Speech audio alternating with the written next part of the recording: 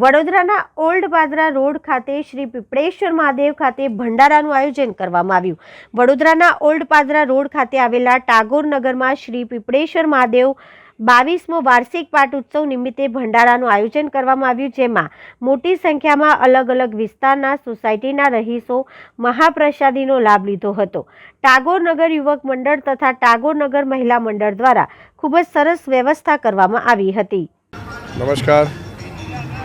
ગુજરાતના પનોતા પુત્ર કવિવર ઉમાશંકર જોશીએ જે કહ્યું કે હું માનવ માનવી થાવ તો ઘણો, તો માનવતાની મહેક પ્રસરાવવા માટેનું એક આયોજન એટલે અહીં પીપળેશ્વર મહાદેવનો ભંડારો। અને આ ભંડારો અહીં કહેવાય ટાગોરનગર કોમન પ્લોટ ગ્રાઉન્ડ પર થઈ રહ્યો છે, પીપળેશ્વર મહાદેવના આંગણમાં થઈ રહ્યો છે, પણ આજુબાજુના બધા જ સોસાયટી ભેગા થઈને ટાગોરનગર, ઓમકારનગર, મંગલદીપ, હર્ષ પાર્ક, જય ભારત, પાછળ હેમદીપ હોય કે ગંગોત્રી હોય, બધા ભેગા થઈને એક આયોજન કરતા હોય છે। બધા ભેગા થઈને આ છોકરાઓ અહીંના બધી જ સોસાયટીના જે યુવાનો છે એ ભેગા થઈને આનું ખૂબ રાત દિવસ મહેનત કરીને કરતા હોય છે।